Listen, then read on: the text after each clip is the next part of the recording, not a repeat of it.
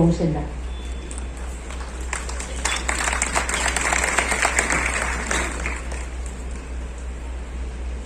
भारत विकास परिषद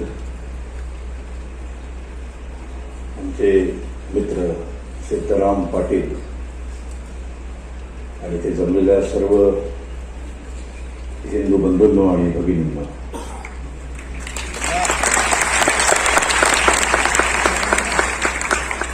माझी स्तुती मला फार आवडत नाही आणि ते खूप वेळ बोलत बसतात माझ्याबद्दल, ते मला आवडत नाही.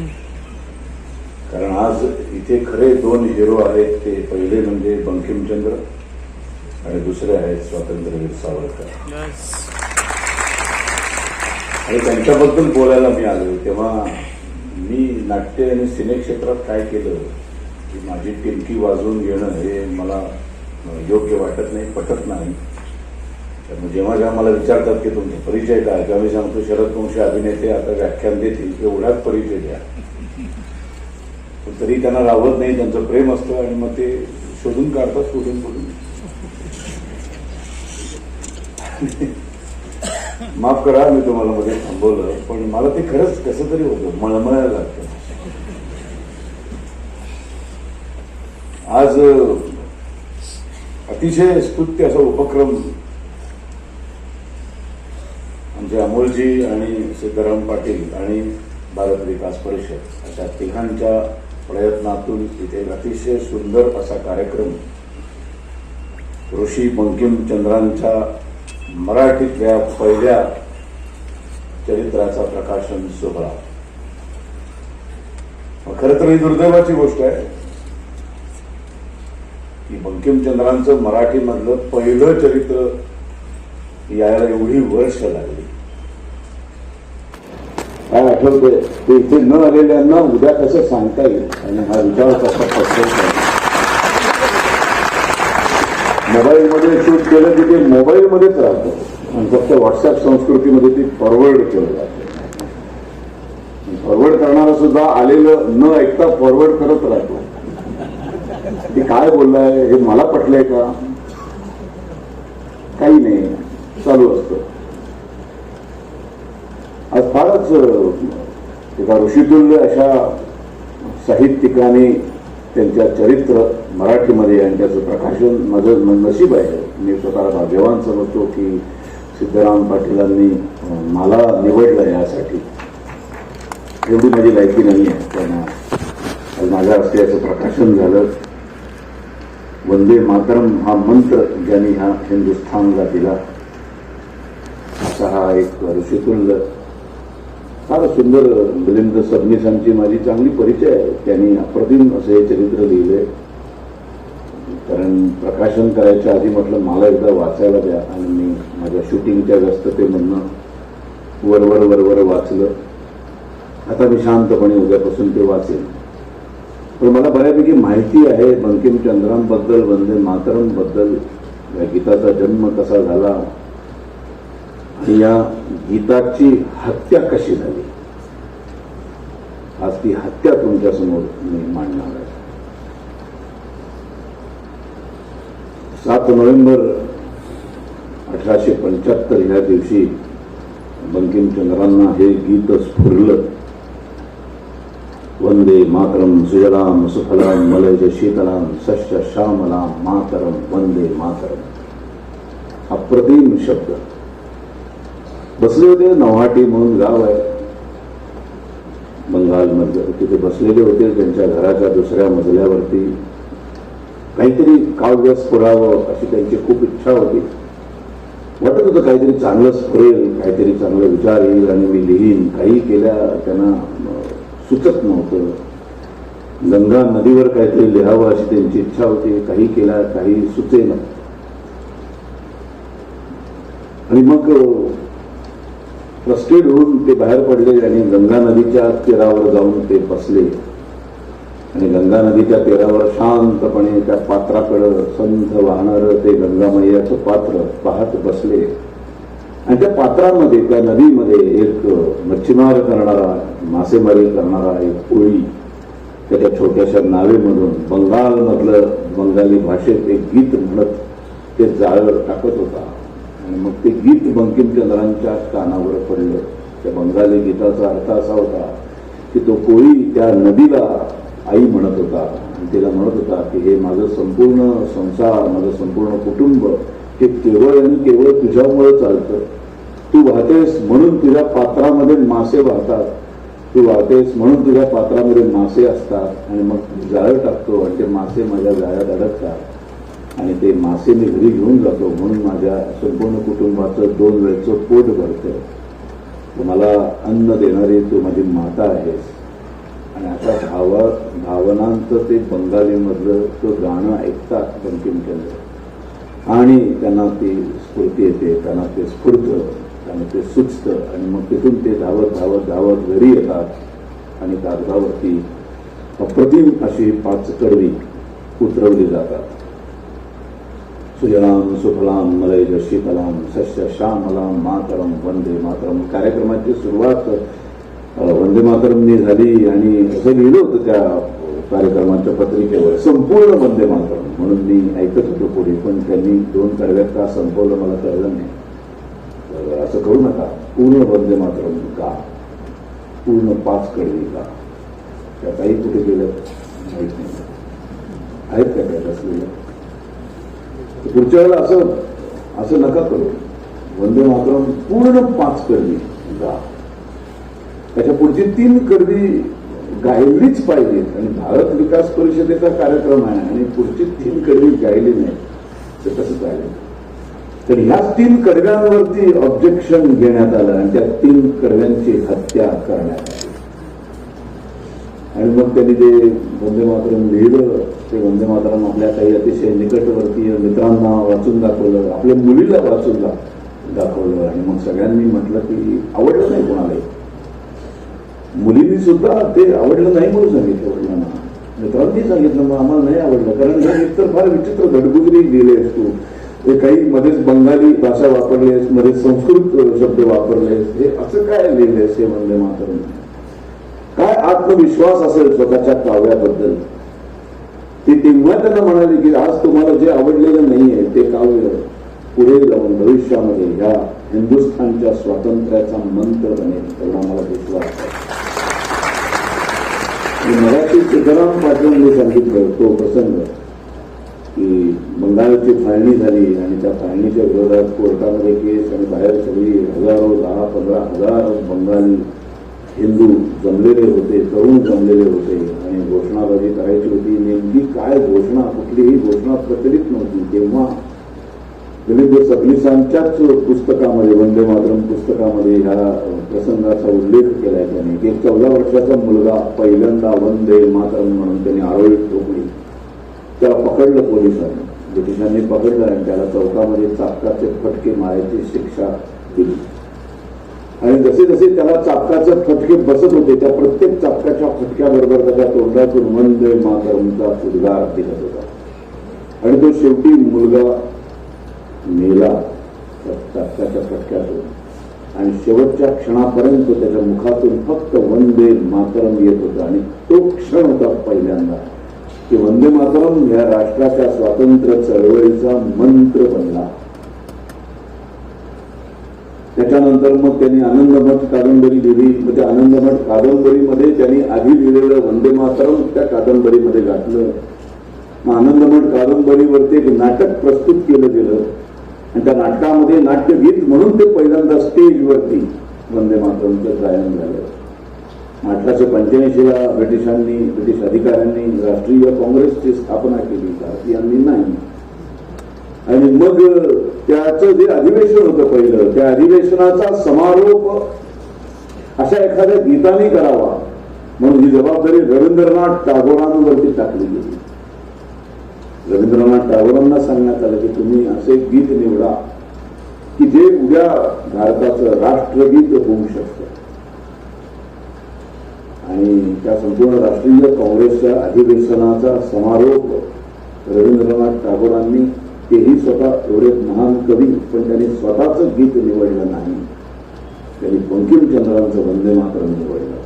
आणि संपूर्ण 5 कडवी राष्ट्रीय काँग्रेसच्या पहिल्या अधिवेशनाच्या शेवटी समारोपाला गायली गेली. ही रवींद्रनाथ टागोरांनी गायली पहिल्यांदा एका राजकीय पक्षाच्या समारोपाला 5 अखंड करवी गायली. तेव्हा रवींद्रनाथ टागोरांनाही हे माहीत नव्हतं की भविष्यामध्ये जे राष्ट्रगीत म्हणून मी आज गातोय ते राष्ट्रगीताचा हत्या करण्यात येईल, त्या राष्ट्रगीताचा बळी देण्यात येईल आणि मीच लिहिलेलं एखादं गाणं या देशाचं राष्ट्रगीत बनेल. माहित नाही आपल्याला इतिहास. वंदे मातरम हे गाणं सुरुवातीला कुणालाच त्याच्याबद्दल आक्षेप नव्हता, मुसलमानांनाही नव्हता. सगळेच्या सगळे उभे राहायचे. तुम्हाला आश्चर्य वाटेल, बॅरिस्टर जिना समारोपाच्या वेळेला किंवा एखाद्या समारंभामध्ये संपूर्ण वंदे मातरमचं गाणं चालू असताना जर कोणी उभं राहिला नाही तर त्याला बॅरिस्टर जिना जवळ जाऊन शिव्या घालायचे, त्याच्यावर चिडायचे आणि त्याला उभं राहायला भाग पाडायचे. हा इतिहास माहीत नसेल तुम्हाला. तेच बॅरिस्टर जिना नंतर वंदे मातरमच्या विरोधात गेले आणि मग त्याला एवढा विरोध झाला आणि मुस्लिम लांगुल चालनाचा पहिला बळी ठरला तो वंदे मातरम हा मंत्र. हिंदी राष्ट्रवादाचा पुरस्कार स्वीकारला काँग्रेसने, कारण या देशामध्ये सर्व धर्मीय राहतात. हिंदू राहतात, मुसलमान राहतात, ख्रिश्चन राहतात. हा देश सर्वांचा आहे. हिंदू राष्ट्रवाद जर स्वीकारला तर मुसलमान आपल्या बरोबर राष्ट्र चळवळीमध्ये, स्वातंत्र्य चळवळीमध्ये येणार नाही आणि त्यांनी यायला पाहिजे. तेही आपलेच आहे. ह्या विचारातून हिंदी राष्ट्रवाद वरवर बघताना फार छान वाटते. वरवर बघताना त्याच्यात काही चुकीचं वाटत नाही. पण हा हिंदी राष्ट्रवाद पुढे जाऊन काय होणार आहे त्याचे भयानक परिणाम ते मात्र त्यावेळेला कुणालाच कळले नाही. सांगणारी माणसं होती पण तरीही लक्षात आले नाही. 1885 काँग्रेसची स्थापना. लगेच 3 वर्षांनी 1888ला काँग्रेसमधल्या प्रमुख मुस्लिम नेत्यांनी एक विधान केलं काँग्रेसच्या अधिवेशनामध्ये. ते विधान फार महत्वाचं आहे. त्या विधान केलं की ब्रिटिशांनी या देशावर आक्रमण केलं, ब्रिटिशांनी दिल्लीचं तख्त काबीज केलं, ते एका मुसलमान बादशाला सिंहासनावरून खाली आणलं आणि ब्रिटिश तिथे जाऊन बसले. तेव्हा जेव्हा या देशाला स्वातंत्र्य मिळेल तेव्हा पुन्हा ब्रिटिशांना खाली आणून तिथे आमचा मुस्लिम बादशाहच बसेल. आणि त्याला मान्यता दिली गेली, काँग्रेसने मान्यता दिली. तेव्हा कोणी विरोध केला. मुस्लिम लांगुल चलनाचा कळस व्हायला तिथून सुरुवात झाली. त्यावेळेला गांधीजी चित्रच नव्हतेच, त्या पिक्चर मध्येच नव्हते तिथे. गांधीजींचं पर्व 1919 नंतर सुरू झाले. लोकमान्य टिळकांच्या असतानंतर मोहनदास करमचंद गांधींची एंट्री झाली या स्वातंत्र्य चळवळीमध्ये. हा प्रकार 1888ला पहिल्यांदा घडला. म्हणजे काय विचार आहे बघा की संपूर्ण हिंदुस्थान हे हिंदूंचं राष्ट्र आहे. या हिंदुस्थानावर एक कोणीतरी मुस्लिम बादशाह सिंधू नदी पार करून आक्रमण करून येतो, लुटायला येतो. संपूर्ण हिंदुस्थानचं इस्लामीकरण करण्याच्या हेतून इथे येतो. आम्हाला लुटून नेतो, आमची मंदिरं उद्ध्वस्त करतो, आमच्या हजारो बायकांवरती बलात्कार केले जातात, आमच्या हजारो लाखो हिंदूंना जबरदस्तीने तलवारीच्या टोकावरती, तलवारीच्या तालावरती धर्म करायला भाग पाडलं जातं, धर्मांतर करायला भाग पाडलं जातं. आणि असे 1-2 वर्ष नाही, साधारण 12व्या शतकामध्ये पहिल्यांदा तो मोहम्मद गौरी आला आणि तिथून 1635 नंतर छत्रपती शिवाजी महाराजांचा जन्म होऊन त्यांनी हे लोण थोपवण्यापर्यंत जवळजवळ 450 वर्ष एका पाठोपाठ हे 5 मुसलमान शहांनी देशावर आक्रमण केले. आणि आम्हाला शिकवलं जातं सोकॉल्ड पुरोगामी डावे विचारसरणीचे एअर कंडिशन मध्ये बसून डिबेट्स मध्ये म्हणतात की इस्लाम हा शांतताप्रिय धर्म आहे. गंमत आहे ना. जर इस्लाम शांतताप्रिय धर्म असेल तर 57 इस्लामिक राष्ट्रांमध्ये अशांतता का आहे?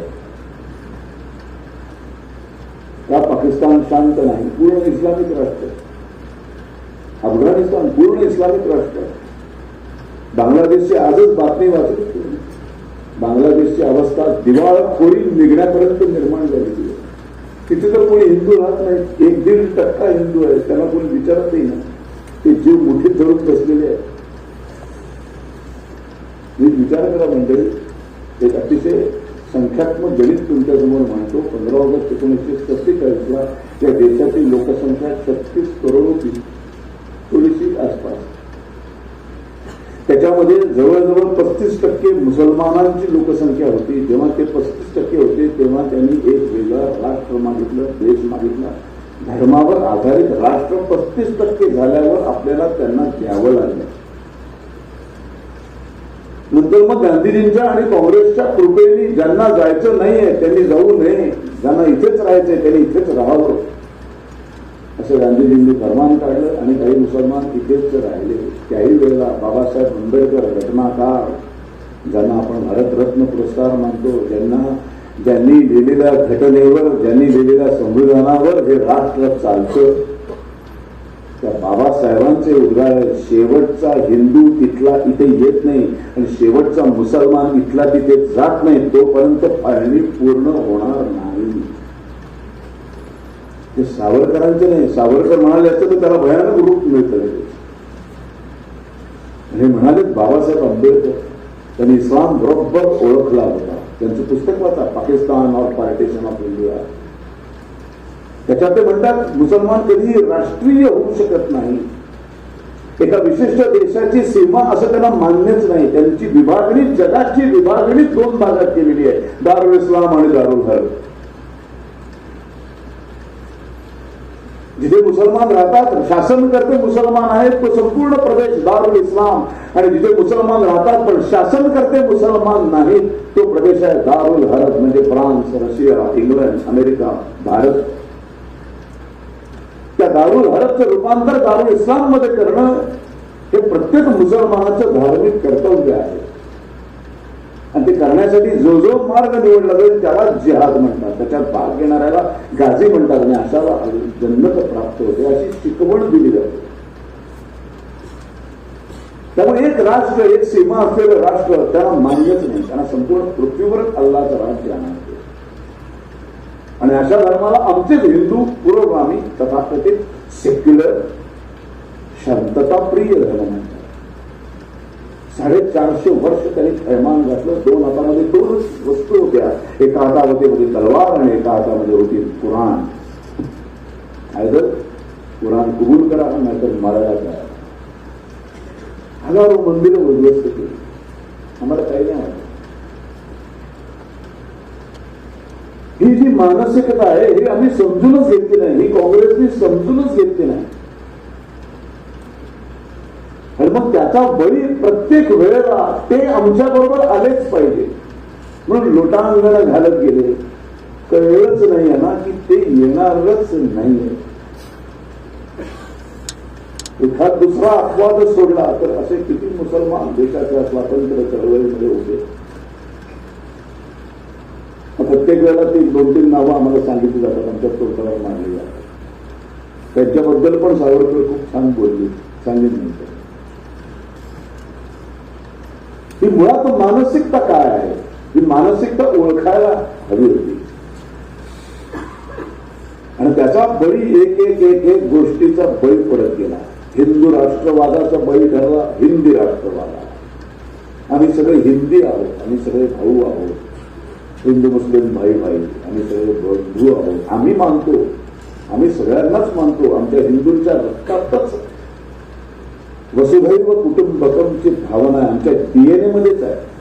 आम्ही संपूर्ण विश्वालाच बंधुभाव मानतो. आम्ही विश्वातल्या प्रत्येक मनुष्याला आमचा भाऊ मानतो, आमची बहीण मानतो, आमची आई मानतो. म्हणून तर बंकिमचंद्रांनी वंदे भारतम लिहिलं नाही, वंदे मातरम लिहिलं.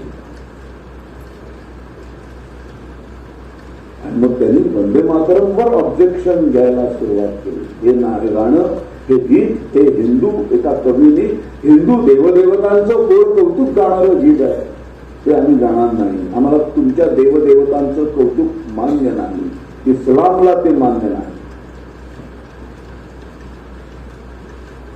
आणि मग त्याचा परिणाम असा झाला की या 5 कडव्यातली पुढची कडवी संपली. सुजलाम सुफलाम मलयज शीतलाम सस्य श्यामलाम मातरम वंदे मातरम.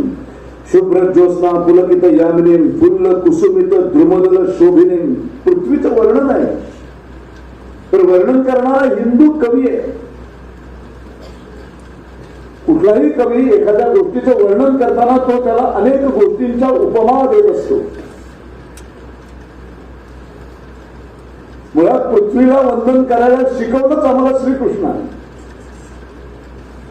श्रीकृष्णाच्या जन्माच्या आधी आम्ही पृथ्वीला म्हणजे पंचमहाभूतांपैकी आम्ही जलदेवतेची पूजा करत होतो, म्हणून इंद्राची पूजा करायची पद्धत होती आपल्याला. श्रीकृष्णाच्या जन्माच्या आधी श्रीकृष्णाने शिकवलं आम्हाला पंचमहाभूतांमध्ये सर्वोत्तम महाभूत, सर्व गुण संपन्न महाभूत कुठलं तर ते पृथ्वी. पृथ्वीला वंदन करायला पाहिजे. पृथ्वीला चव आहे, पृथ्वीला स्पर्श करता येतो. पृथ्वीच आपल्याला अन्न वस्त्र निवारा आणि पाणी म्हणजे जीवन चारी मूलभूत गरजा मनुष्याच्या प्रत्येक सजीव प्राण्याच्या पुरवते. पण ते पुरवताना बघते का ती हिंदू आहे का मुसलमान आहे नाही बघत. कोण आहे, कुठल्या जातीचा आहे, कुठल्या धर्माचा आहे हे पृथ्वी कधी बघत नाही. किती शुद्ध आहे आणि किती भ्रष्टाचारी आहे हेही ती बघत नाही. ती सगळ्यांनाच अन्न देते, वस्त्र देते, त्यांचा निवारा. असं बघा ना तुम्ही, पृथ्वीला वंदन करून तिला मंत्रोच्चाराने तिला प्रसन्न करून घेऊन तिला खणून तिच्यावर कुदळ मारून आपल्या निवारा म्हणजे आपल्या घराची आपल्या इमारतीचा पाया खणतो. आपण वास्तू शांत करतो तेव्हा काही मंत्र म्हणतो, त्या पृथ्वी मातेला वंदन करतो, तिला विनवण्या करतो की आमच्या घराचा पाया माझा निवारा त्याच्यात मी राहणार आहे, माझं कुटुंब राहणार आहे, तो तू घट्ट पकडून ठेव. ऊन वारा पाऊस भूकंप सगळ्या पकडून घट्ट पकडून ठेव. एकदा एखादी इमारत अशी बांधून बघा की तिला असं वंदनच करू नका, वास्तू शांतच करू नका आणि खड्डा न खणता डायरेक्ट विटा रचायला सुरुवात करा. 2 दिवस पण तुमचं घर टिकणार नाही. खोल जमिनीत पाया खणावा लागतो. जेवढी उंच इमारत तितका खोल पाया असतो. मोठमोठे इमारती, मोठमोठे ब्रिजेस, मोठमोठी वास्तू ती भूमी ती पृथ्वी माता धरून ठेवते. म्हणून आपण आहोत हे मोठं एवढं सभागृह तिने धरून ठेवलं. तेवढे काय या सभागृहात फक्त हिंदूंचेच कार्यक्रम होतात का? या पृथ्वी मातेने जे पाण्याचे झरे वाहतात आणि ज्या नद्या वाहतात त्या नद्यांचं पाणी काय फक्त हिंदूच पितो का? हिंदूंना ते गोड लागतं आणि मुसलमान काय झालं ते कडू लागतं असं होतं का? नाही होत. ती भेदभाव करत नाही. तिच्यासाठी सगळी लेकरं आहे, सगळ्यांचीच ती माता आहे. मग अचानक मुसलमानांना ती माता वाटेनाची कशी होते?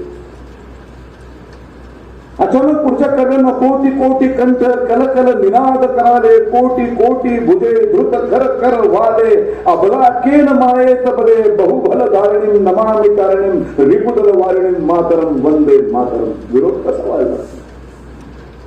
तुम्ही विद्या, तुम्ही धर्म, तुम्ही हृदय, तुम्ही मर्म, त्वम ही प्राणा हा शरीरे बाहुते, तुम्ही मा शक्ती हृदय, तुम्ही मा भक्ती, तोमारे प्रतिमा गडी मंदिरे मंदिरे मातरम. या शब्दांचा अर्थ कुठल्याही हिंदू मुसलमान ख्रिश्चन धर्माशी संबंधच नाहीये. पृथ्वीला बघितलंय बंकिमचंद्राने, माता म्हणून बघितलंय. मग सुरुवातीला काय म्हटलं त्यांनी? छान पृथ्वी कशी आहे माझी, सुंदर आहे. मग एखाद्या स्त्रीच्या रूपात तिला पाहिलंय. एखादी स्त्री कशी न्हावून आल्यानंतर छान परिधान करते कपडे, छान दिसायला लागते, मग ती दागदागिने घालते, गजरा घालते, मग ती आणखी सुंदर दिसायला लागते. अशी 2 वर्णन आहे पहिल्या 2 कव्यांची. म्हणून तेवढंच फक्त ठेवली गेली. मुसलमानांनी ऑब्जेक्शन घेतल्यावर त्यांना 80% 90% हिंदूंनी हे समजावून सांगायला पाहिजे होतं. हा तुमचा गैरसमज आहे की वंदे मातरम हे कुठल्या दुर्गेचं नाव आहे म्हणजे दुर्गेसारखी दिसली का ना पृथ्वी? जी पृथ्वी इतकी शांत आहे, जी पृथ्वी इतकी सुंदर आहे. आता पावसाळा सुरू आहे. पावसाळ्यामध्ये बघा तुम्ही, आपण जेव्हा काल मी आलो नागपूरवरून 10 तासाचा प्रवास करून, सकाळी उजाडल्या चारी बाजूला इतकं सुंदर वातावरण होतं. हिरवे हिरवे गाल गालीचे, हरित तृणांच्या मखमालीचे, हे संपूर्ण अशी हिरवी चादर घेतली की ही सुंदर वर्णन आहे पहिल्या 2 कडव्यामध्ये. ती कशी सुंदर दिसते आणि ती आहे ती स्त्रीलिंगी आहे. त्यामुळे एखाद्या स्त्रीच्या रूपात बघितलं. तो कवी आहे, बंकिमचंद्र हा माणूस कवी आहे, कवी मनाचा आहे. त्यांनी बघितलं ते पृथ्वीकडे. मग त्याला त्याचंही दुसरी रूप पण दिसायला लागली. जेव्हा मनुष्य प्राणी हा तिच्यावर अत्याचार करायला लागतो आणि जेव्हा ती उग्र रूप धारण करते आणि भूकंप होतो आणि शहराच्या शहर ती गाडून टाकते, गिळंकृत करते, तेव्हा तिचं रूप भयानक दिसायला लागतं. ते भयानक कसं दिसतं? मग त्याला उपमा दिली आहे दुर्गेची. दुर्गा माता बघतो ना आपण, 10 हातात 10 शस्त्र घेऊन अशी उभी असते, पायाखाली राक्षस तुडवलेला असतो, अशी जीभ अशी बाहेर काढलेली असते. त्या कवीला, बंकिमचंद्र या कवीला आपली पृथ्वी माता जशी सुंदर दिसली तशीच ती दुर्गेसारखी रुद्र रूप धारण केलेली पण दिसते. याचा अर्थ असा होत नाही की हे गीत हिंदू देवदेवतांचं वर्णन करणार आहे, त्यांचं गुणगान गाणार आहे. नाही. आणि हे जर करण्याची तुमची बुद्धी नसेल, तुमची कुवत नसेल, तर हे गीत गपचूप म्हणायचं, ही दादागिरी आपण करायला पाहिजे होती. कारण आपण बहुसंख्य होतो. आम्ही शस्त्रच टाकली होती. का? तर त्यांनी आमच्या बरोबर यायला पाहिजे. मुळात आले ते 10%. ते आले काय नाही आले काय 90% हिंदू लढल्यानंतर देशाला स्वातंत्र्य हे मिळणारच आहे. कसं नाही मिळणार? आमच्यात हिंमत नाही. एकटा छत्रपती शिवाजी महाराज एक राजा उभा राहतो आणि 450 वर्षांचा अंधार गायब करतो आणि सूर्य उगवतो. 450 वर्षामध्ये एकदा तरी असं वाटलं असेल का कुठला तरी महाराष्ट्रीयन माणसाला, भारतीयाला, हे सगळा अत्याचार संपवणारा एक कोणतरी जन्माले? कल्पना तरी केली असेल का? 13व्या शतकात, 14व्या शतकात, 15व्या शतकात कोणी कल्पना तरी केली असेल का? जशी आपण आता 2010, 2011ला कल्पना तरी केली होती का एकाच राजकीय पक्षाची पूर्ण सत्ता येईल या देशात? शक्यच नाही. आपण सगळे एकमेकांची म्हणत आता या देशात सिंगल पार्टीचं राज्य येणं अशक्य आहे. आपण बोलत होतो ना 2009 ते 2013 पर्यंत आपण प्रत्येकाला हा विश्वास बसला होता की हे शक्य नाहीये या देशामध्ये. आता यापुढे कायम 4, 5, 7, 8 पार्ट्यांचंच एक राज्य असणार, आघाड्यांचंच राज्य असणार आहे. येऊच शकत नाही. पण मिराकल झालं आणि 2014 साली बहुसंख्येने भारतीय जनता पार्टी आली, एक हिंदुत्ववादी पार्टी आहे. तसं 13, 14, 15 या 450 वर्षामध्ये एकाच्याही मनामध्ये आलं नाही की असा एक कोणतरी मनुष्य येईल, नरपुंगव येईल, एक साक्षात परमेश्वराचा अवतार कोणीतरी या मातीत जन्माला येईल आणि तो ही 450 वर्षांचं हे मुस्लिम आक्रमण थांबवेल, एकटा थांबवेल.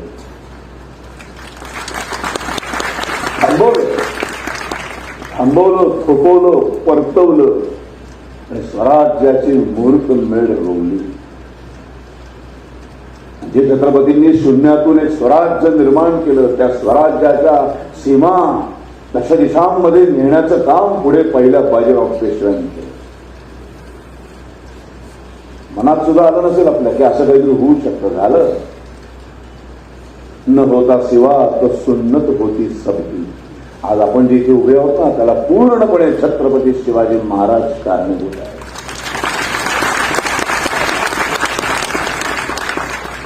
ठणकावून सांगायला पाहिजे होतं ना त्यांना की तुम्ही हे बघा, तुम्ही आम्ही तर स्वातंत्र्य लढणारच आहोत, स्वातंत्र्य मिळणारच आहे. 25 वर्षांनी मिळेल, 40 वर्षांनी मिळेल, मिळणारच आहे. आम्ही ते मिळवणारच आहोत. तेवढी कपॅसिटी आमची आहे. आणि जेव्हा मिळेल तेव्हा ते हिंदू राष्ट्र तयार होईल. आता तुम्ही विचार करायचा, तुम्ही आमच्यावर यायचं की नाही.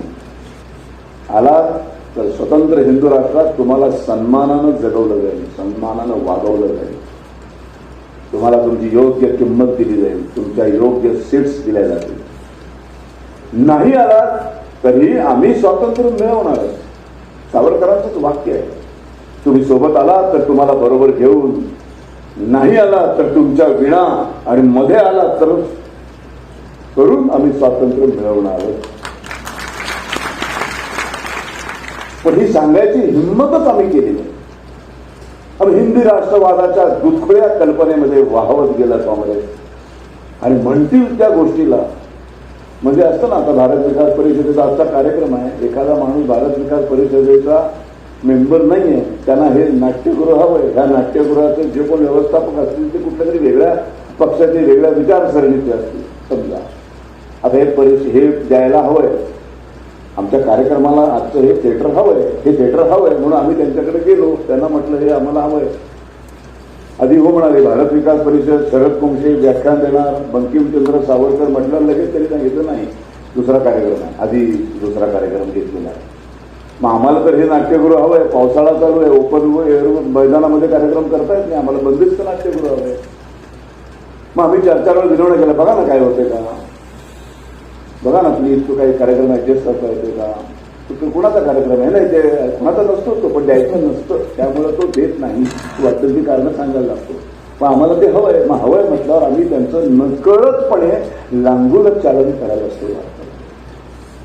मग तो देत नाही म्हटल्यावर एखाद्या भारत विकासच्या या समितीमधल्या एखाद्या डोक्यामध्ये असा विचार येतो की आपण हे काम करूया. त्यांना जरा गाजर दाखवूया, त्याला सांगूया कार्यक्रमाचं अध्यक्षपद देतो तुम्हाला. अध्यक्षपद देतो म्हटल्यावर लांबूल चालन केलं, त्याला गाजर दाखवल्यावर तो म्हणतो ठीक आहे मी करतो ऍडजस्ट. त्या संस्थेला संस्था कुठली नसते, कुठला कार्यक्रमच नसतो, पण तो ते मिळाल्याबरोबर त्याला भारत विकास परिषद आणि या कार्यक्रमामध्ये काडीचाही इंटरेस्ट नसतो. त्याला ते अध्यक्षपद मिळतं म्हणून तो इथे येतो. कार्यक्रम संपतो. कार्यक्रम संपल्यानंतर त्याच्या डोक्यात विचार सुरू होतो की मी नाही म्हटल्यावर मला अध्यक्षपद मिळालंय. प्रत्येक वेळेला मी जर अशी अडवणूक करत गेलो तर मला हळूहळू भरपूर काही पदं मिळू शकतात. आणि मग प्रत्येक वेळेला त्यांनी आपल्याबरोबर यावं, त्यांनी आपल्याबरोबर यावं या खुल्या वेडापायी आपण प्रत्येक वेळेला त्याला नवनवीन पदं, नवनवीन गाजरं दाखवत राहतो. त्याची प्रत्येक गोष्ट मान्य करायला लागतो. मग तो एक दिवस सांगतो की आता शरद कुंभेसारख्या प्रखर हिंदुत्ववाद्याला बोलवायचं नाही. आणि मग आपण तेही मान्य करायला सुरुवात करतो. धमक अशी असायला पाहिजे, नाट्यगृह देत नाही तर चालेल आम्ही कुठेही कार्यक्रम करू, पण कार्यक्रम होणारच. आणि जेव्हा यांनी न देता हे असंच कोसाड पडलं आणि बाहेर कुठेतरी कार्यक्रम झाला तेव्हा याच्या लक्षात येतं की आपल्यामुळे यांचं काही अडलं नाही. आणि सावरकर सातत्याने हेच सांगत होते हे राष्ट्र हिंदूंचं आहे, बहुसंख्याकांचं राष्ट्र आहे. जगामध्ये एकमेव अशी भूमी आहे जिथे आपण हक्काने हा माझा देश आहे, हा हक्काने हिंदूंचं राष्ट्र आहे असं म्हणू शकतो. अशी ही एकमेव भूमी आहे जगात. इथून तुम्हाला हकललं तर तुमची हक्काची या विश्वामध्ये एकही भूमी नाही. कुठेही जा तुम्हाला दुय्यम तिय्यम नागरिकत्वाचाच दर्जा दिला जाणार. आज वर्षानुवर्ष America, England, France, Russia, Dubai अशा सर्व ठिकाणी जिथे जिथे भारतीय जाऊन कामधंद्यासाठी राहिले त्या कुणालाही विचारा तुम्हाला प्राथमिक नागरिकत्व मिळतं का? नाही मिळत. प्रत्येक वेळेला ते देश त्यांच्या बहुसंख्य लोकांचाच पहिला विचार करतात आणि त्यांना सगळं देऊन झाल्यानंतर रिकामी जागा राहिली तर तुम्हाला ते उपकार केल्यासारखं दिलं जातं. हे पटण्यासाठी एक छोटंसं उदाहरण देतो. मी कलाकार आहे, नाट्य कलाकार, त्यामुळे असं नाट्यरूपात सांगितलं मी पटकन पटतं. नेमक्या देशाची काय भानगड झाली ती सांगतो तुम्हाला.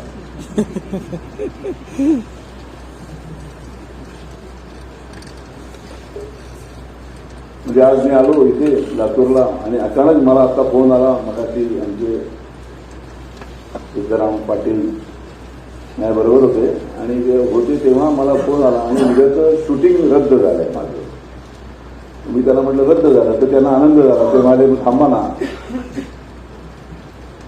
थांबा माहिती आपण अजून काही गोष्टी आहेत तिथे आपण बघू, भेटू, अजून काही माणसांना भेटू, काही RSSची लोक आहेत, काही AR लोक आहेत, काही त्यांना भेटू. इथे अजून छान बघण्यासारख्या 2 गोष्टी आहेत तर माझ्या घरचा पाहुणचार घ्या म्हणून त्यांनी आग्रहाने मला थांबवून घेतलं. मी थांबलो. मग त्यांच्या घरामध्ये त्यांनी माझी सोय केली. तर त्यांच्या घरामध्ये एक बेडरूम आहे, त्याला एक छोटंसं AC थंड व्हायला मशीन लावलेलं आहे.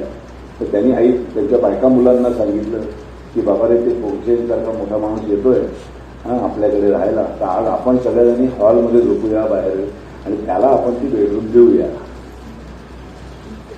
मग मी तिथे बेडरूम मध्ये राहिलो. उद्या मला परत फोन आला, परवाचंही शूटिंग करते झालं.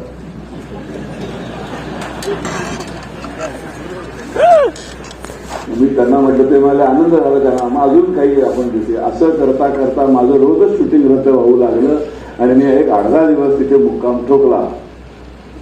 आता पहिले 5-6 दिवस अत्यंत प्रेमाने त्यांच्या बायकोने रोज आज श्रीखंड पुरी, उद्या बासुंदी, काय विचारू नका, मला काय काय आवडतं ते त्या खायला घालत होत्या. आणि मग 10, 12, 15 दिवस जसे जायला लागले तसं मी नसताना त्यांची बायका आणि मुलं एकत्र आली आणि म्हणाले, बापाला तुझ्या वेळ लागले, शाळेला तो आता माणूस 2 दिवसासाठी आलेला जाईच ना.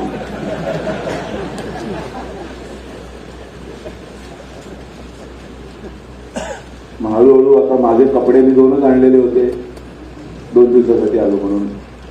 मी हळूच म्हटलं, नेमके कपडे आपण खरेदी करूया. हो चला ना, आमच्या ओळखीचे आहेत म्हणून मग कपड्याचे पैसेही घेतले नाही, मला 2 कुर्ते आणून दिले. मग मी हळूच म्हटलं, तर बॅगेत ठेवायला जागा नाही तर तुमच्या कपाटात थोडी जागा करा. बायकोच्या 4 साड्या त्यांनी काढल्या, बोचकं बांधून हॉलमध्ये ठेवल्या आणि मला जागा दिली. हळूहळू हळूहळू लातूरमध्ये पसरलं की शरद पोंक्षे आली लातूरमध्ये सिद्धराम पाटलांच्या घरात राहतात.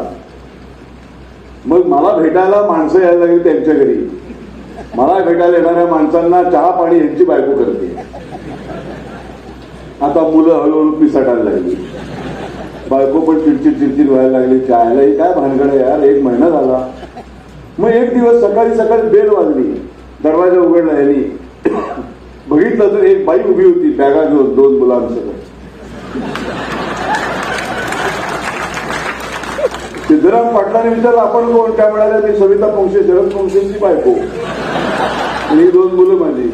तुम्ही का आलात? हो, ते म्हणाले मी इथेच राहणार आहे थोडे दिवस, तर तू कुठे मुंबईत राहते, तू पण ये. त्या आईला ती दोघं आली, झाली ती बेडरूम मध्ये आली.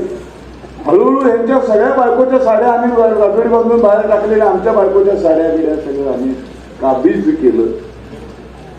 इतकं काबीज केलं 2-4 महिने झाल्यानंतर मग मी एक दिवशी, बरं हे कट्टर गांधीवादी सिद्धराम पाटील, त्यामध्ये मला बोलायला तयार नाही. मुलं सावरकरवादी, ते म्हणाले, अरे काय बाप करतोस तू, आता बोलायला पाहिजे, त्याला हाकडून दे आमच्या. असं काय वेळ आहे, तसं नाही. ते आलेत ना, तर त्यांना आपण ठेवूया छान, त्यांना आपण दुखवूया. मग दुखवायचं नाही. वडिलांबद्दल इतका तिरस्कार वाटायला लागला त्यांच्या मुलांना, बायकोला. पण ते बिचारे काही करू शकत नव्हते. हळूहळू मी त्यांना म्हटलं, काय झालंय, मला जी भेटायला येतात लातूरमध्ये माणसं, त्यांना पटकन कळत नाही मी कुठे राहतो. म्हणून तुम्ही बाहेर जे तुमच्या नावाची पाटी लावली त्याच्या खाली माझं पण नावाची पाटी लावून टाका. मग हे अति झालं. आता मग एक दिवस त्यांनी भयंकर मन बळकट केलं, भयंकर अशी तयारी केली मनाची. आणि एक दिवस ते माझ्याबरोबर बैठकीला बोलायला आले. बरं शरद, आज जरा गांभीर्याने बोलायचं आहे. काय की तुम्ही आता म्हणजे गेलात तर बरोबर, हे गांभीर्याने बोलणार.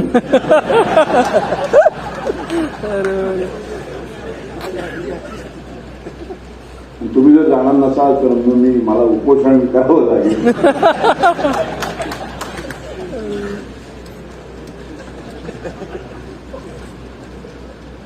मी म्हटलं, मी जाणार नाही.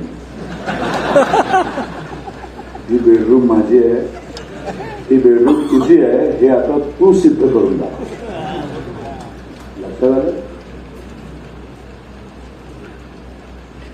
ही बेडरूम आता तुझी आहे, हे तू सिद्ध करून दाखव, मी नाही करणार. ह्याचंच घर, मी घुसलो ह्याच्या घरात, 4 महिने राहिलो. आता ही बेडरूम माझी नाही, ही त्याची आहे, हे सिद्ध कुणाला करावं लागतंय? त्याला. प्रभू रामचंद्रांचा इथे जन्म झाला अयोध्येमध्ये. मग एक असाच माझ्यासारखा बाबर घुसला, त्यांनी राम मंदिर पाडलं, तिकडे बाबरी मस्जिद उभी केली. मग काही वर्ष गेली आता ती बाबरी मशीदच्या इथे राम राहत होता, रामाचा जन्म झाला होता, हे सिद्ध पुन्हा करावं लागतंय रामाच्या अनुयायांना. आता पुरावे आणायचे, नाहीतर तो राम काल्पनिकच होता. सगळं आहे, 7/12चा उतारा आहे, सगळं आहे. पण लाखो वर्ष झाली पुंशी तिथेच राहायला लागले. हळूहळू मी कॅप्चर करत गेलो सगळं. एक बेडरूम कॅप्चर केली, मग माझ्या मुलाचं लग्न झालं इथेच लातूरमध्ये. तुम्हाला मला मी कुठे राहून सगळ्या बरोबर बायको झोपू का दुसऱ्या बाजूच्या रूम मध्ये यांना सांगितलं तुम्ही तिथून बाहेर या. हे सगळे बिचारे 2 BHK मध्ये, हे सगळे असे जीव मुठीत धरून हॉलमध्ये, मी बायको आणि माझी मुलगी एका बेडरूम मध्ये, माझ्या मुलाचं लग्न झालं तो दुसऱ्या बेडरूम मध्ये. बांगलादेश तयार झाला. अशी उदाहरणं दिली ना की एक्झॅक्टली आपल्या देशाचं काय झालं हे कळतं. मग पहिल्यांदाच ठणकावून सांगायचं असतं. लांगुल चालन करत गेला गेला गेला की वंदे मातरमचा बळी गेला, मग ह्याचा बळी गेला, मग एक एक बळी जात जात जात जात संपूर्ण देशाचा बळी गेला आणि पाकिस्तान नावाची निर्मिती झाली. देशाचा तुकडा निघून गेला.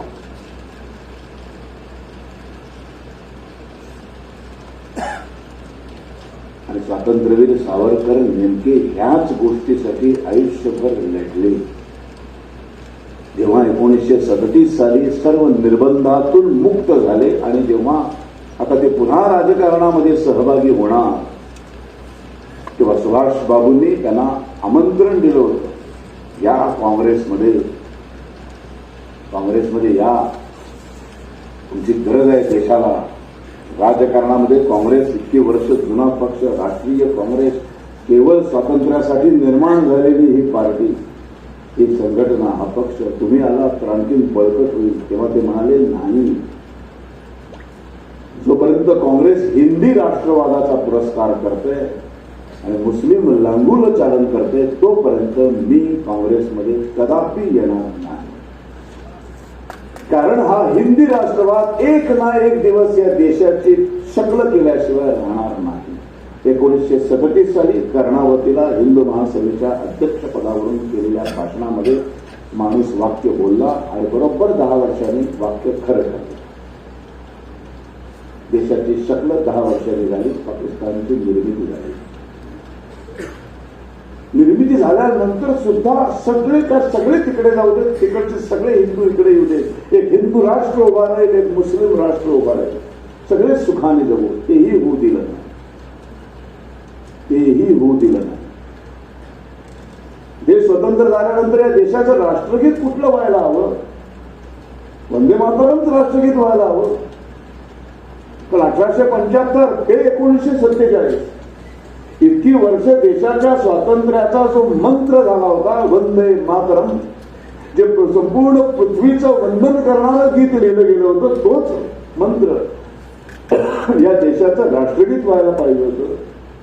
पण ते जर राष्ट्रगीत झालं तर मुसलमान दुखावले जातील. परत एकदा मुस्लिम लांगुल चालन आडवं आलं आणि राष्ट्रगीत झालं नाही. राष्ट्रीय गीताचा दर्जा काय चाकळूगिरी केली बघा. राष्ट्रगीत हे कंपल्सरी म्हणावं लागतं. राष्ट्रगीत बाय चॉईस आहे. राष्ट्रीय गीत म्हटलंच पाहिजे असं नाही, राष्ट्रीय गीताला उभं राहिलंच पाहिजे असं नाही. जनगणमनाला उभं राहावं लागतं, ते राष्ट्रगीत आहे. म्हणजे फरक कसा आहे, क्रिकेटचं उदाहरण दिलं तर 100 आकडा पार केला बॅट्समननी, 100वी रन काढली की इतिहासात सेंचुरी म्हणून नोंद होते. आणि 99 वर आऊट झाला तर इतिहासात ती सेंचुरी होत नाही. 99 रन काढणारा आणि 100 रन काढणारा दोघेही समान ताकदीचेच असतात, दोघांचा दर्जा समानच असतो. पण त्या एका रनमुळं एकाला सेंचुरी म्हणून इतिहासात नोंद होते, 99ची होत नाही.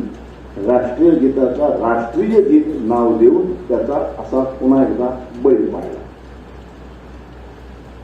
हरिजन मन अधिनायक जय हे राष्ट्रगीत झालं. ते राष्ट्रगीत म्हणून रवींद्रनाथ टागोरांनी लिहिलेलंच नव्हतं, त्यांनी स्वच्छ लिहिलंय त्या ठिकाणी पुस्तकामध्ये. हे मी राष्ट्रगीत म्हणून लिहिलेलं नाही. जनगण मन अधिनायक जय हे. जन गण, जन म्हणजे जन, गण म्हणजे संख्या, अधिनायक जय हे.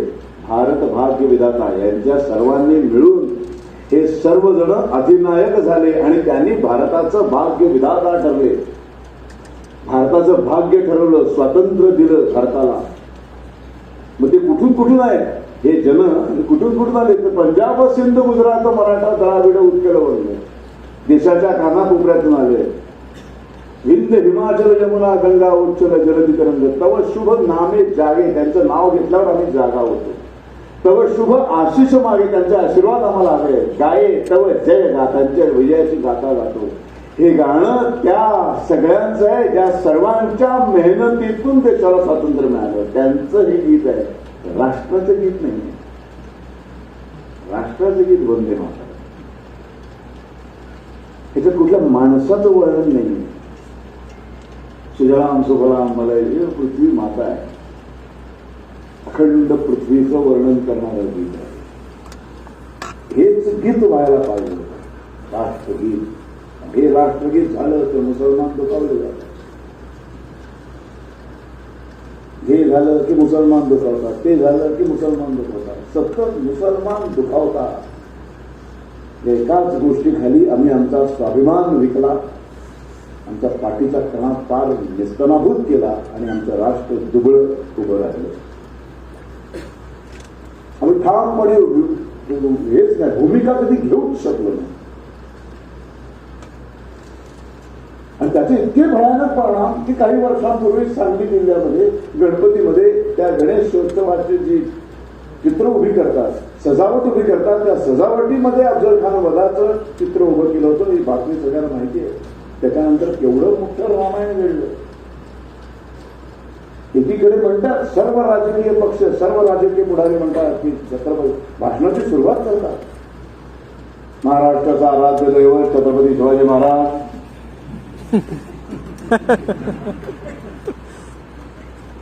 पण त्या छत्रपती शिवाजी महाराजांनी काढलेला कोथळ्यांचं छायाचित्र दाखवायचं नाही की ते दुखवले जातात का? आम्ही दसऱ्याला रावणाचा नाही का वध करत? रावणाचा वध आपणच करतो ना, दुखावले जातो का आपण? नाही दुखावले जात. पण रावण तर अफजल खानापेक्षा कम्पॅरेटिव्हली खूप चांगला होता. एक तो तपश्चर्या केली त्यांनी 12 वर्ष. साक्षात शिवशंकराला हे करून घेतलं आणि किती सुसंस्कृत खलनायक असेल बघा. सीतेला पळवलंय पण हात नाही लावलाय. अफजल खानाने काय केले?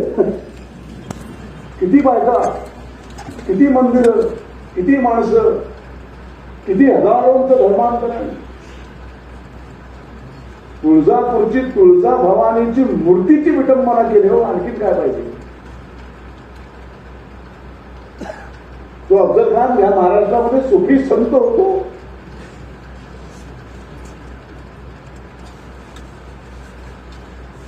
हिंदूंना सहिष्णू बनवून टाकले. असे काही अहिंसेचे डोस 1920 नंतर पाजलेत ना, आलं मूळ जन्माला की टोचलं त्याच्या फुल्यावरती अहिंसेचे इंजेक्शन. आणि त्या अहिंसेच्या पेशी अशा आमच्या रक्तात भिनत गेल्या की आम्ही अहिंसक होता होता नपुंसक कधी झालो आम्हाला कळलंच नाही. नपुंसक झालो मग राग येत नाही. एक तो कोणतरी ओएसीचा माणूस आत्ता महिन्याभरापूर्वी येतो, औरंगजेबाच्या कबरीवरती तो हे घालतो, काय ते चादर चढवतो, हार घालतो आणि त्याच्यानंतरही तो अत्यंत शांतपणे निघून जातो. काहीच होत नाही त्याला. एकाही हिंदूचं रक्त पेटून उठत नाही. एकाही महाराष्ट्राचा आराध्य असं बोलणाऱ्या एकाचही रक्त पेटून उठलं नाही. उलट त्या कबरीला संरक्षण दिलं गेलं. हिंदुत्ववादी नेत्यांनी दिलं. त्याच्यासारखं दुर्दैव नाही. आणखी एक गोष्ट फार महत्वाची सांगतो तुम्हाला. आम्ही हिंदू आहोत आणि हे हिंदू राष्ट्र आहे म्हणजे आम्हाला कधीही कुठल्याही अहिंदूंचा द्वेष आमच्या रक्तातच नाही. हे जे सेक्युलर सेक्युलर हा जो काय शब्द आपण 100 वेळा 1000 वेळा ऐकतो ना, लोकांना एक लक्षात ठेवा, जोपर्यंत या देशामध्ये हिंदू बहुसंख्य आहे तोपर्यंतच सेक्युलरिझम टिकून आहे, तोपर्यंतच सर्व धर्म समभाव टिकून आहे. ज्या क्षणी आपण अल्पसंख्य होऊ त्या क्षणी सेक्युलरिझम फिनिश.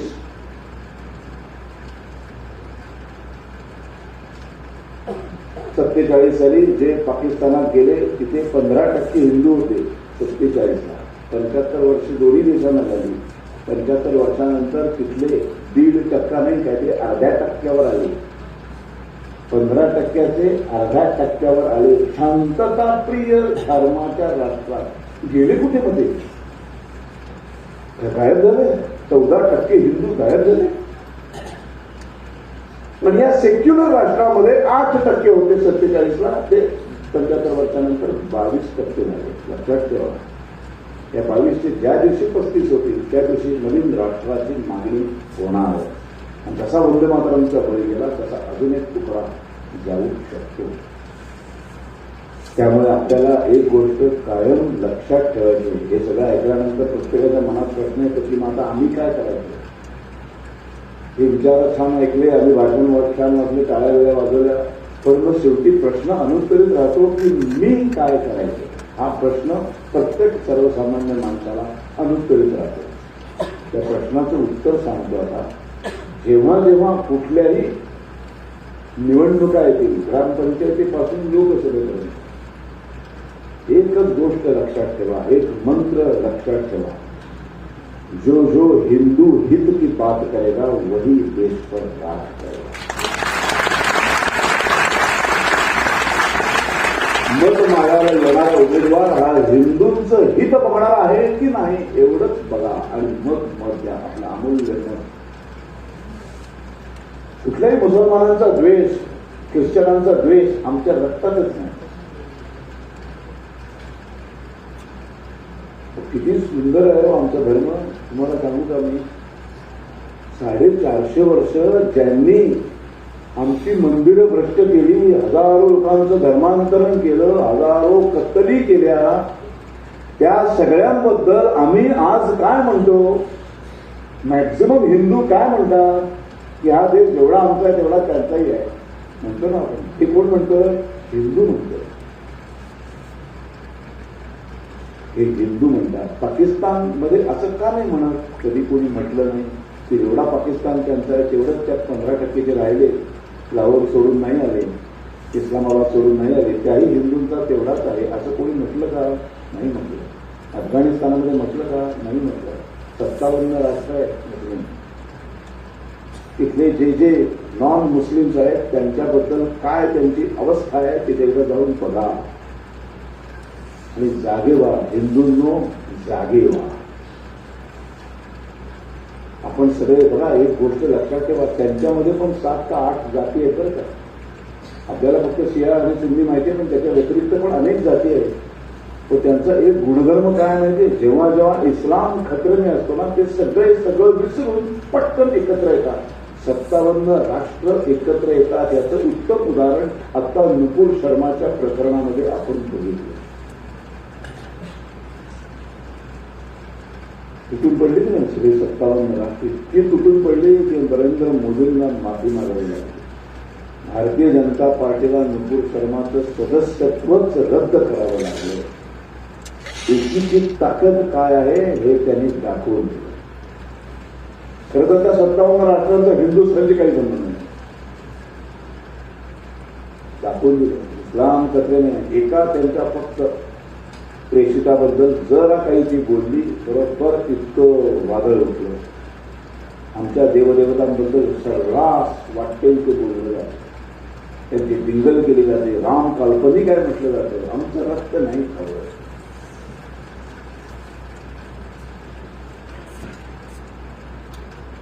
हिंदू खतरे नाही म्हटलं कोणीच येत नाही. कारण आम्ही जाती जातींमध्ये वाटले गेलेलो आहे. आम्ही एकमेकांकडे बघताना हा मराठा, हा ब्राह्मण, तो कुणबी आणि तो महार आणि तो मांग आणि ह्याच्यामध्येच आम्ही सगळे विभाग गेलेलो आहे. आणि सावरकर सातत्याने हे सांगत आले. अख्खा आयुष्याची 13 वर्ष सावरकरांनी ही जातीच्या भिंती मोडण्यासाठी अथक प्रयत्न केले. 1923 ते 37 संपूर्ण स्थानबद्धतेचा काळ हा समाज सुधारक सावरकर म्हणून पुढे आलेले आहेत. सहभोजन, एकमेकाच्या ताटाला ताट लावून जेवायला बसायचे नाहीत लोक. एकमेकांबरोबर जाती जातींमध्ये लग्न व्हायची नाही, मंदिरामध्ये जाऊ देत नाही. हे सगळ्यावरती मात करायला सावरकरांनी सुरुवात केली. संपूर्ण रत्नागिरी जिल्हा हा 37 सालापर्यंत जवळजवळ जात मुक्त करण्यामध्ये यश मिळवलं. सगळ्या जाती जातींच्या पाड्यांवरती जायचे सावरकरांनी. त्यांना सांगायचे आपण सगळे फक्त हिंदू आहोत. त्या सगळ्या जाती ह्या व्यवसायाधिष्ठित आहे, जन्माधिष्ठित नाही. लोहार ही जात कुठून आली? त्या कामामुळे लोहार ही जात आयडेंटिटी निर्माण झाली. चांभाराची जात कुठून निर्माण झाली? त्याच्या कामामुळे निर्माण झाली. वाण्याची जात कुठून निर्माण झाली? त्याच्या कामामुळे निर्माण झाली. ब्राह्मणाची जात निर्माण कुठून झाली? त्याच्या कामामुळे निर्माण झाली. जन्माने नाही. जन्म कुठे घ्यायचा हे माझ्या हातातच नाही. जन्म कुठे घ्यायचा याच्यात माझं स्वतःचं वैयक्तिक कर्तृत्व शून्य आहे. तर मग मी जन्म जिथे घेताय त्याचे तोटे आणि त्याचे फायदे मी घ्यायचा मला अधिकार काय? हा प्रश्न सावरकर विचारतात. माझी जात कशावर ठरली पाहिजे? मी जन्माला आल्यानंतर माझं कर्तृत्व काय आहे, माझं कर्म काय, त्या कर्मावर माझी जात ठरली पाहिजे. म्हणजे माझा व्यवसाय ठरला पाहिजे. माझ्या हातामध्ये स्किल काय आहे, माझ्या हातामध्ये कला काय आहे, त्याच्यावर माझा दर्जा ठरला पाहिजे. जात जन्माधिष्ठित असताच कामा नाही. उद्या एखादा 15 पिढ्या चांभारकी करणारा माणसाच्या घरामध्ये एक मुलगा जन्माला आला आणि तो जर म्हणाला मला वेधशाळेमध्ये जायचे आणि वेधशास्त्र संपन्न व्हायचे, तर त्याची जात बदलली पाहिजे. कर्माने तो ब्राह्मण व्हायला पाहिजे. आणि केवळ ब्राह्मण कुळात जन्माला आला आणि तो उद्या दारू पिऊन डोसत फिरला इकडे तिकडे, तरी सुद्धा तो ब्राह्मण नाही. त्याला खाली एकदम खालच्या शुद्र असतात शुद्र मानलं गेलं पाहिजे. कारण त्याचं कर्म शुद्र असणार आहे. हे सावरकर आहे. त्या सावरकरांना बघताना आपण कुठला चष्मा वापरतो? ब्राह्मणाचा चष्मा घालून सावरकरांकडे बघतात. ह्याच्या एवढं दुर्दैव नाही. मनुष्य जात माणूस की धर्म पृथ्वी राष्ट्र. तिला सावरकरांना विचारलं होतं की तुमचं अंतिम ध्येय काय? तेव्हा ते म्हणाले मला जर असं विचारलं तुझी जात कुठली, तर मला हे सांगायला आवडेल की मनुष्य ही माझी जात आहे. धर्म कुठला? तर माणूस की हा माझा धर्म आहे. आणि राष्ट्र कुठलं? तर पृथ्वी हे माझं राष्ट्र आहे. हिंदुस्थान नाही म्हणायचं. कारण मनुष्य जात ही संपूर्ण विश्वात पसरलेली आहे. माणुसकी धर्म हा संपूर्ण विश्वात पसरलेला आहे. त्या माणुसकी धर्माचं नाव हिंदू आहे. हिंदू धर्माची स्थापना नाही, हिंदू धर्माचा संस्थापक नाही. कुठल्या एका अमुक तिथीला अमुक एकाने हिंदू धर्माची स्थापना केली नाही. इस्लामची स्थापना आहे, ख्रिस्ती धर्माची स्थापना आहे, त्याचे संस्थापक आहे. श्रीकृष्णाने हिंदू धर्म स्थापन केला का? नाही. रामाने केला नाही, शंकराचार्याने केला नाही. हिंदू धर्म म्हणजेच माणसाने माणसाशी माणूस केलं आणि प्रेमानं वागणारा प्रत्येक माणूस हिंदू असतो. मग तो पूजा कोणाची का करेल? मग सावरकर एका ठिकाणी इतकं टोकाचं बोलतात की 33 कोटी देवदेवतांची पूजा करणारा समाज आहे, त्याच्यामध्ये येशू आणि एक अल्लाची भर पडली तर आम्हाला काही फरकच पडत नाही. सावरकर केवढा उदात्त विचार आहे. वसुधैव कुटुंबकम. जे आमच्यावर आक्रमण केली, त्यांनी आम्हाला नाचवलं, आमच्या बायका पाठवल्या, ज्यांनी आमचं धर्मांतरण केलं, त्या सर्वांना आज आम्ही म्हणतो तुम्ही आमचे आहात. ते आमचे आहेत ही भावना त्यांना निर्माण व्हावी म्हणून आम्ही हिंदू लोक पाट्या लावतात. मोहरमच्या शुभेच्छा, ईदच्या शुभेच्छा. हिंदू जातात, स्वतः टोप्या घालून जातात, इफ्तार पार्ट्या करतात. कुठल्या मुस्लिम संघटना गणपती बसवतात? बहुसंख्य हिंदूंना खुश करण्यासाठी बसवतात.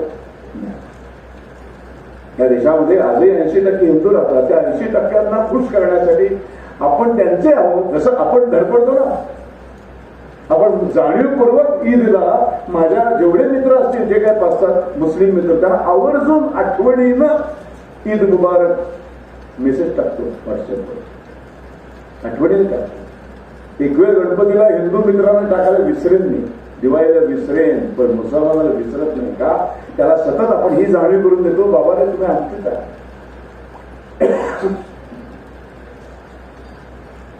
कुठल्या मुसलमानांची गणपती बसवलाय, कुठल्या मुसलमानांनी नवरात्रीचे खेळ नाही होत.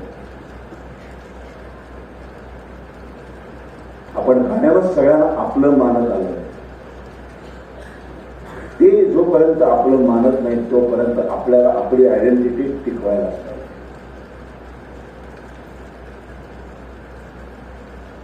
मी माणुसकी धर्मात आहे, तो मात्र म्हणणार की नाही पण मी मुसलमानच आहे, कारण मग मलाही मी हिंदू आहे म्हणावं लागतं, मग मला भगवा घ्यावा लागतं, मग मला जाणून घालावं लागतं, मग मला टिळा लावावा लागतं.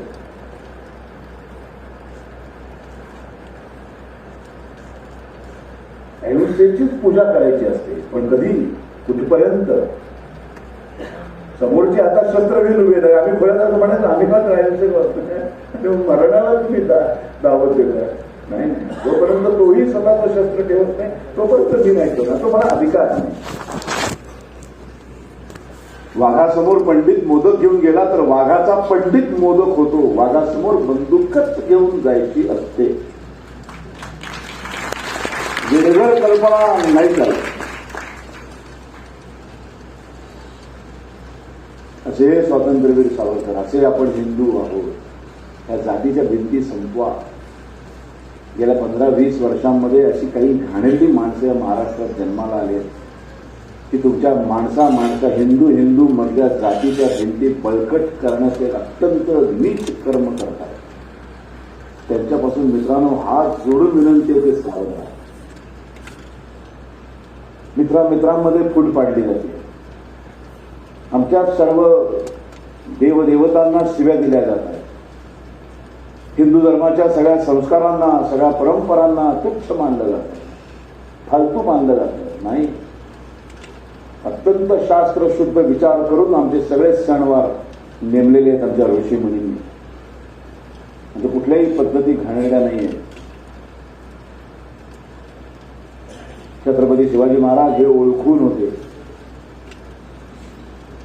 आत्ता मात्र नवीन पिढ्यांच्या समोर, मगाशी तुम्ही बोललात तुमच्या भाषणामध्ये, याचे जाणीवपूर्वक गेल्या 15-20 वर्षांमध्ये हे विष जातीचं पेरण्याचं काम काही संघटना महाराष्ट्रामध्ये अत्यंत पद्धतशीरपणे करतायत. जोपर्यंत आपण संघटित होऊन त्यांना लाथ मारत नाही तोपर्यंत ते शांत राहणार नाही. तर हिंदूंनो, संघटित व्हा, एक व्हा. मी माझ्या राष्ट्रासाठी काय करू शकतो असा विचार सुरुवात करायला. मला काहीतरी करायचंय देशासाठी, ही भावना मनामध्ये सातत्याने निर्माण झाली. हा प्रश्न सतत छळत राहिला तर आपोआप तुम्हाला त्याचं उत्तर नक्कीच सापडेल. मी बोलल्यानंतर मागे एकदा एका व्याख्यान संपल्यानंतर एक अतिशय सामान्य बाई मला येऊन भेटली. व्याख्यान संपल्यानंतर चहा पिताना ती आली होती आणि मला म्हणाली, आमचं घर 12-13 माणसांचं घर आहे. मी दिवसभर माझा सगळ्यांचा स्वयंपाक पाण्यातच जातो. मी दिवसभर 15 दिवस घराच्या बाहेरच पडत नाही. तर तुम्ही जे म्हणालात ते मला खूप पटलं की राष्ट्रासाठी मला काहीतरी करायचंय. हा प्रश्न मी स्वतःला विचारला तर मला उत्तर काय मिळणार, मी काय करणार. तेव्हा मी त्या बाईला एक उत्तर दिलं. तिला म्हटलं, जरी महिनाभर तुम्ही बाहेर पडत नसला तरी तुमच्या हातामध्ये राष्ट्र सेवेची एक संधी दर महिन्याच्या 1-2 तारखेला येते. ती म्हणाली, काय? ती म्हणाली, तुमच्या घरामध्ये काय काय संपलंय त्या पदार्थांची तुम्ही एक यादी बनवता. ते काम मात्र तुमचंच असतं. नाही, जोंधळे किती संपले, गहू किती संपले, पीठ किती संपले, मीठ किती संपले, टूथपेस्ट संपले का, ब्रश खराब झालेत का, साबण काय गेलाय का, अशी सगळी यादी बनवता. वाण्याच्या बिलाची यादी ती मात्र तुम्हीच बनवता. ती कुणी येत नाही बनवायला. ती बनवताना तुमच्या घरामध्ये तरुण मुलं असतील ज्यांच्या हातामध्ये स्मार्टफोन असेल. आता असा एकही मुलगा नाही ज्याच्या स्मार्टफोनमध्ये नेट कनेक्शन नाही, असं कोणी नाही. आता सगळ्यांच्याकडे आहे. जन्माला आल्यावरच मिळतं ते. आता म्हटलं अशा मुलाला जवळ 5 मिनिटासाठी ये रे बाळा म्हणून त्याला बोलवा. त्याला म्हणायचं, त्याला एक विचारायचं, एक त्या नेटवर जा आणि स्वदेशी.com अशी एक वेबसाईट आहे ती ऑन कर आणि मी जे पदार्थ सांगेन ते पदार्थ भारतीय उद्योजकांचे कुठले आहेत आणि परदेशातल्या उद्योजकांचे कुठले आहेत ते मला सांगत जा. आता मला जोंधळे विकत घ्यायचे, गहू विकत घ्यायचे, मग त्या स्वदेशी.com साईटवरती मीठ कुठलं घेतलं तर भारतीय उद्योजकांची निर्मिती आहे, म्हणजे तो पैसा भारतातल्याच एखाद्या उद्योजकाला मिळेल, हे सगळं लिहिलेलं आहे. आणि मग प्रॉपर वाण्याच्या बिलामध्ये ते नमूद करून तुम्ही ही यादी द्यायची. त्याला सांगायचं दुसऱ्या कंपनीची टूथपेस्ट आणणार नाही, मीठ दुसऱ्या कंपनीचं आणणार नाही, टाटाचं नमकच पाहिजे. टाटाचं म्हणजे भारतीय म्हणून पटकन तोंडाला तुम्हाला वाटेल मी त्यांची जाहिरात करतोय काय, तो कशावरनं काय लिहितील लगेच सांगता येत नाही. हे केलं तर त्या बाईला एवढा आनंद झाला, ती म्हणाली बस म्हणजे तुझ्या घरातल्या संपूर्ण वाण्याच्या बिलाचे जे काही 4-5 हजार रुपये तुझ्या नवऱ्याचे तू घेणार आहेस आणि ते देणार आहेस ते सगळे भारतातच राहतील, एवढं मोठं राष्ट्रकार्य तू करू शकतो.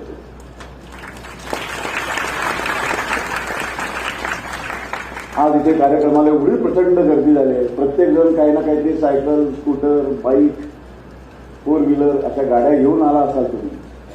त्याच्या पुढे जेव्हा कार्यक्रमाला जा, आज इथून बाहेर पडल्यानंतर एकदा तिराईत घेऊन आपण किती सुंदर गाडी पार्क केली आहे त्याच्याकडे बघा. अप्रतिम अशी मी पार्क केली गाडी की पुढच्या 3 गाड्या माझी काढल्याशिवाय काढूच शकत नाही. आता पुढच्या कार्यक्रमाला जाल तेव्हा माझी गाडी मी अशी पार्क करेन की माझ्या गाडीच्या पार्किंगचा कुणालाही त्रास होणार नाही. ही सुद्धा राष्ट्रभक्ती आहे. गरज नाही सगळ्यांनी राजकारणात जाण्याची, गरज नाही सगळ्यांनी मिलिटरीत जाण्याची. मी जिथे राहतो ते देश, ते राज्य, ते लातूर शहर हे माझं आहे. सुजलाम सुफलाम मलयज शीतलाम सस्य कामलाम मातरम पृथ्वीचं गीत आहे. त्या बंकिमचंद्रांच्या पुस्तकाचं प्रकाशन सोहळा आपल्याला एक छान संस्कार आहेत आपल्यावर हिंदूंवरती. आता नाहीच राहिले ते. सकाळी उठलो आपण अंथरुणातनं जमिनीवर पाय ठेवताना नमस्कार करायची पद्धत आहे. आणि प्रतिमातेला वंदन करतो, तिची क्षमा मागतो, त्याला दिवसभर मी तुझ्या अंगावर पाय ठेवून चालणार आहे, बागडणार आहे, क्षमा करणार आहे. तीच देते ना अन्न, वस्त्र, निवारा, पाणी.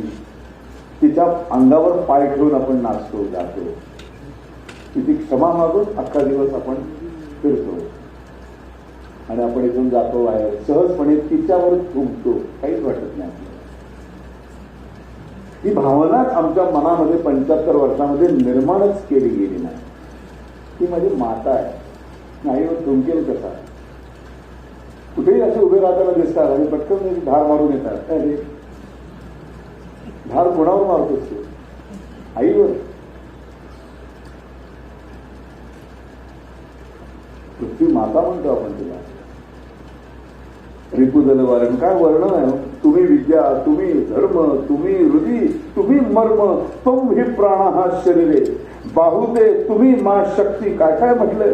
तूच विद्या आहेस, तूच धर्म आहेस, तूच हृदय आहेस, तूच मर्म आहेस, तूच माझं शरीर आहेस, तूच प्राण आहेस, तूच शक्ती आहेस, तूच भक्ती आहेस. एवढं वर्णन त्या पृथ्वीचं केले. तिच्यावर आपण मुततो, तिच्यावर आपण तुंबतो, तिच्यावर आपण घाण करतो. ती स्वच्छ ठेवावी असं आपल्याला वाटत नाही. खाऊन झाल्यानंतर गाडीची काचची टाकतात. आपली मर्सिडीज चांगली राहिलं पाहिजे. अशा लाखो मर्सिडीजची जी आई आहे ती मात्र कशी चालते. गडकऱ्यांनी उत्तम रस्ते बनवले, त्याच्यावर आपण खाऊन काही फेकून देतो, पायातल्या बाटल्या फेकून देतो. लाज वाटत नाही आपल्याला. राष्ट्रभक्ती म्हणजे सतत जायचं आणि कुठे काही करायचं नसतं. हीच राष्ट्रभक्ती आहे. माझ्या राष्ट्रावर मी नितांत प्रेम करीन, माझ्या भूमीवर मी नितांत प्रेम करीन. असा प्रत्येक माणूस 136 करोड माणसं ज्या दिवशी ठरवतील ना, त्याला या देशाकडे वाकड्या नजरेने बघायची हिंमत नाही करणार. आम्ही ते करतच नाही. आमच्या मनात त्या भावनाच येत नाही. आज माझं व्याख्यान झालं. थोडा वेळ त्या भ्रमात राहा तुम्ही. उद्यापासून म्हणून कर नाही तर कोण बघत नाही तर मार घरात. हे बंद झालं पाहिजे. राष्ट्रावर प्रेम करूया आपण. इतकं सुंदर देशात आपण जन्माला आलो. खरं सांगतो हे सगळं जग फिरलेलं आहे. नाही हो, मला 8-9 दिवस झाले की मी वैतागतो आणि कधी एकदा माझ्या भारतात जातोय, कधी एकदा शांतपणे विमानतळावर उतरतोय, असं होतं मला.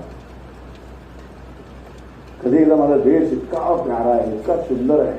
3 ऋतू आहे, जगात कुठेही नाही. हिमालय आहे, डोंगर दऱ्या आहेत, 7 नद्या, 12माही 24 तास वाहणाऱ्या, कधी न आटणाऱ्या अशा 7 नद्या आहेत. जगाला ओंकार देणारा ओम आम्ही जन्माला घातला. जगाला शून्य आम्ही दिलं, म्हणून जगामध्ये अब्जाधीश आणि डॉलर्सचे व्यवहार चालतात. त्याचं कारण त्याला हिंदुस्थानने शून्य दिलं.